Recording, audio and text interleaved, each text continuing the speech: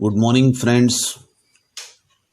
मैं हमेशा की तरह गुरुद्वारा महान गुरु नानक साहब गोल्फ लिंक साउथ दिल्ली में लंगर सेवा कर रहा था। मुझे तयशुदा समय के हिसाब से जगदीश सिंह बादल मिलने आए, जो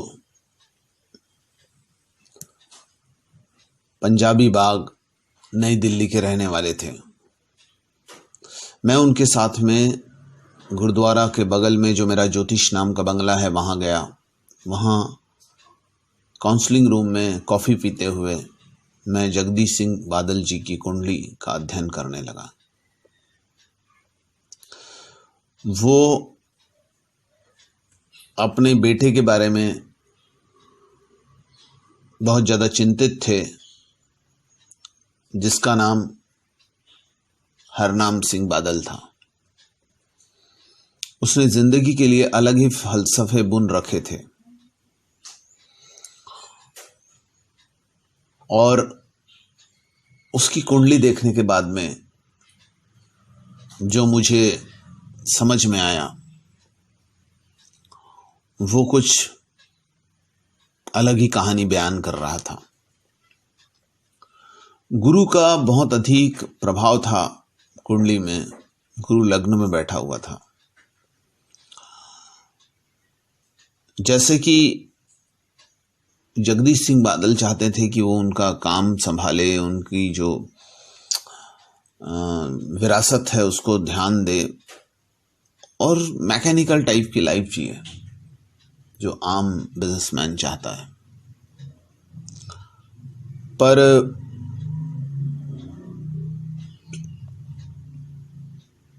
उनका बेटा उनके विचारों से सहमत नहीं था। वह जिंदगी को अलग अंदाज में जीना चाहता था। गुरु जो है वो थोड़ा रूहानी टच भी देता है और जिंदगी को एंजॉय करने के लिए प्रस्तुत करता है। मैंने उन्हें समझाया कि आप अपने बेटे को अपने तरीके से जीने दो और आप उसको अपने हिसाब से चलाने की कोशिश ना करें, उसको अपने तरीके से जीने दीजिए। और फिर मैंने उन्हें कहा कि सफलता के पैमाने बहुत अलग अलग होते हैं। बहुत से लोग कहते पाए गए हैं कि फला आपसे बहुत सफल है क्योंकि उसने जीवन में बहुत सफलता की बुलंदियां छुई हैं। लेकिन अगर किसी से सफलता का मतलब पूछा जाए तो शायद ही कोई बता पाएगा। 1905 में अमेरिका में लगभग 100 छात्रों से सफलता पर एक निबंध लिखने को कहा गया।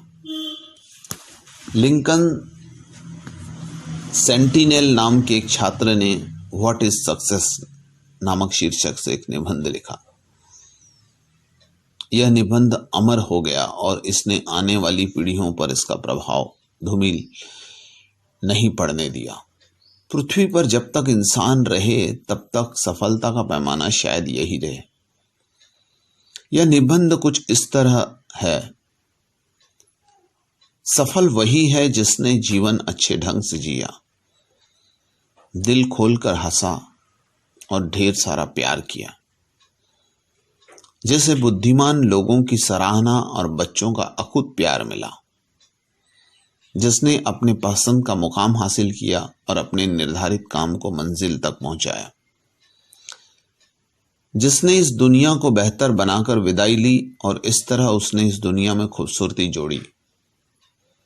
इस धरती का सौंदर्यगान करने में कोई कोताही नहीं बरती, जिसने दूसरों में हमेशा सर्वोत्तम की तलाश की और उन्हें सर्वश्रेष्ठ प्रदान किया, जिनका जीवन प्रेरणा का स्रोत रहा और जिनकी स्मृतियां मंगल कामना करने जैसी होती है। यह जो सफलता का मंत्र बताया गया है, यह सफलता का मंत्र ही शायद जगदीश सिंह बादल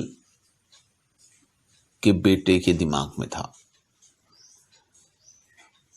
और गुरु जब प्रथम स्थान में होता है तब यही होता है। वो बहुत अधिक कमाना, 99 के फेरे में पड़ना और ज्यादा से ज्यादा जमाखोरी कर लूं, ये चक्कर में नहीं पड़ते। वो दूसरों को खुशियां देने में ज़्यादा विश्वास रखते हैं। वो अपने लिए नहीं, दूसरों के लिए कर्जा लेते हैं ताकि दूसरों का दुख दर्द मिटाया जा सके। ये जो चीज़ें हैं, ये चीज़ें उनको समझ में आई। उन्होंने मेरी बातों से यह अंदाज लगाया कि उनका बेटा अपनी ज़िंदगी जिएगा। मैंने उन्हीं से कहा भी कि आपने अपने बेटे को पत्थर पहनाए होंगे, कुछ पाठ पूजाएं की होगी, पर भी कोई फ़र्क तो नहीं पड़ा, वो अपने लाइफ स्टाइल में जी रहा है। उन्होंने ये बात से एग्री की। मैंने उन्हें कहा कि आप उन्हें उसी तरीके से जीने दीजिए, आपको उससे कोई गिला शिकवा भविष्य में नहीं होगा, इसकी मैं गारंटी देता हूं। मेरे इस कथन पर जगदीश सिंह बादल ने राहत की सांस ली और खुशी खुशी मुझसे विदा हुए। धन्यवाद।